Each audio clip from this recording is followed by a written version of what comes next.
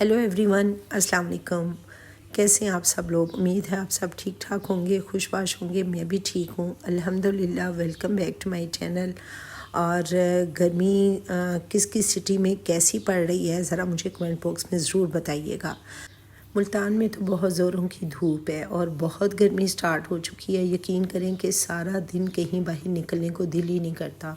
सारा दिन की रूटीन कंप्लीट करके शाम के 7 बजे का टाइम है और मगरिब की नमाज़ पढ़ने के बाद हम जा रहे हैं ग्रोसरी करने, क्योंकि और अभी भी आप देख रहे होंगे कि 7 बजे का टाइम है, लेकिन अच्छी खासी बाहर रोशनी है कि देखने में कोई ये नहीं कह सकता कि 7 बजे का टाइम है। ऐसे लगता है कि ये तकरीबन 4-5 बजे का टाइम है। इसी से आप अंदाज़ा लगा सकते हैं कि मुल्तान में कितनी शदीद गर्मी है। और दिन वैसे भी गर्मियों में दिन बड़े हो जाते हैं और सर्दियों में दिन छोटे हो जाते हैं। तो जब भी ग्रोसरी करनी हो या किसी छोटे से काम के लिए भी बाहर जाना हो तो हमारी रामीन साहिबा सबसे पहले आके गाड़ी में बैठ जाती हैं कि मैंने तो लाजमी जाना है। मोस्टली होता यही है कि मेरे हस्बैंड जाके खुद ही ग्रोसरी कर आते हैं, क्योंकि घर के कामों से टाइम ही नहीं मिलता। लेकिन फिर ये है कि ये सोच के जाना पड़ता है कि बहुत सी एक्स्ट्रा चीज़ें जो हमारे बजट में नहीं है या हमारी ज़रूरियात के मुताबिक नहीं हैं, वो चीज़ें उठा के ले आते हैं। क्योंकि देखें, दुनिया में जितने भी औरतें हैं वो किचन चलाती हैं, उनको हर चीज़ का पता होता है कौन सी चीज़ कितनी देर में ख़त्म होने वाली है, कौन सी चीज़ ख़त्म हो चुकी है, कौन सी चीज़ की ज़रूरत है।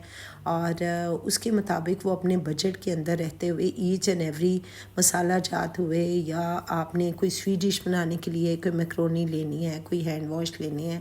मैंने जब भी जाना होता है ग्रोसरी करने तो मैं एक दिन पहले सारी चीज़ें देखती हैं कौन कौन सी दालें एक्स्ट्रा पड़ी हुई हैं, क्योंकि गर्मी का मौसम स्टार्ट हो चुका है। और आप नोट करें कि अगर आपकी दालें पहले भी पड़ी हुई हैं तो उसमें वो थोड़ा सा कीड़ा लग जाता है।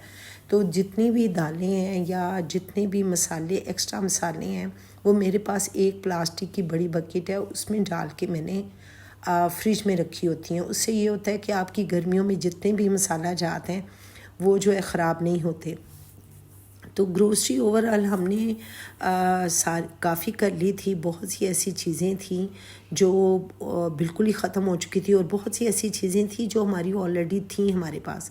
अच्छा, रात को जब हम वापस गए, हमें 1.5 से 2 घंटे लग चुका था ग्रोसरी करने में। जब हम वापस जा रहे थे तो मौसम बहुत अच्छा हो रहा था और हमने सोचा, प्लान बनाया कि कहीं हम घूमने फिरने निकलते हैं। लेकिन फिर वही बात है कि ऑलरेडी 9 बज चुके थे, 10 बज चुके थे और रामीन के सोने का टाइम था। सो हम घर वापस आ गए और घर आते ही हम लोग रात का खाना खाने में लग गए। और जो हमारी हेल्पर है, हेल्पर ने सारी चीज़ें निकाल के रख दी।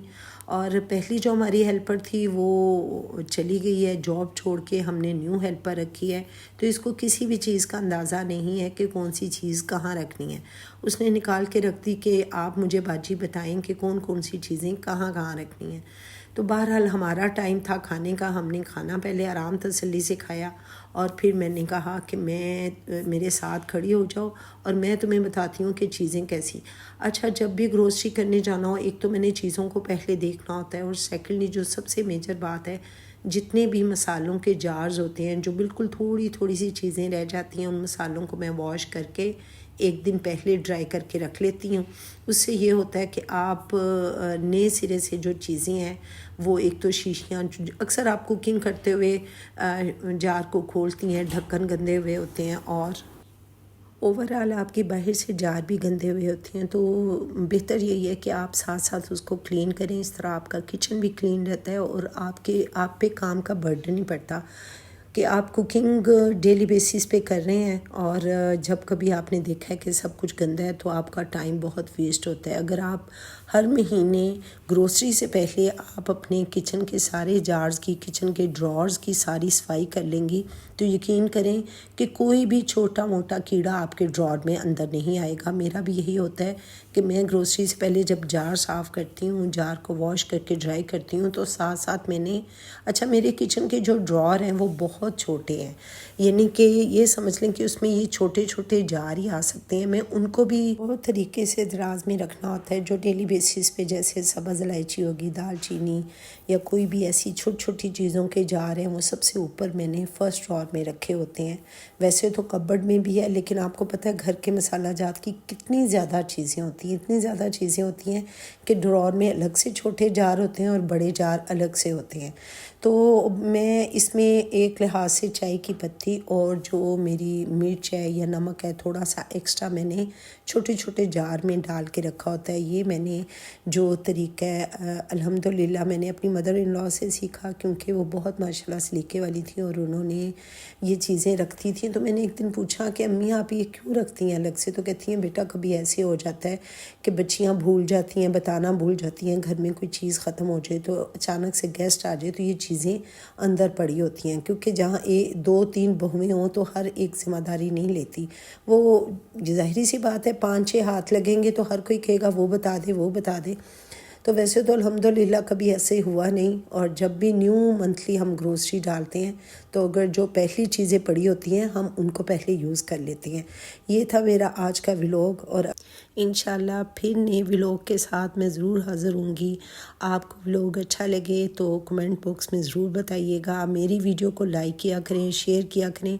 हाँ, जो लोग नए हैं जिन्होंने फ़र्स्ट टाइम मेरी वीडियो वॉच कर रहे हैं वो मेरे चैनल को सब्सक्राइब ज़रूर करें और दुआ में याद रखा करें और एक दूसरे के लिए अच्छा सोचा करें। ये बहुत बड़ा सदका जारिया होता है। जब हम किसी के लिए अच्छा सोचते हैं तो वही पलट के हमारी तरफ आता है।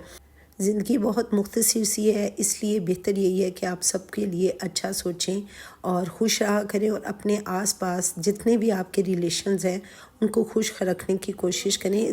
इसका मतलब बिल्कुल भी नहीं कि आप दूसरों को खुश करते करते ख़ुद का ख्याल रखना भूल जाएं। इसके साथ ही नए व्लॉग के साथ फिर हाजिर होंगी। टेक केयर, अल्लाह हाफिज़।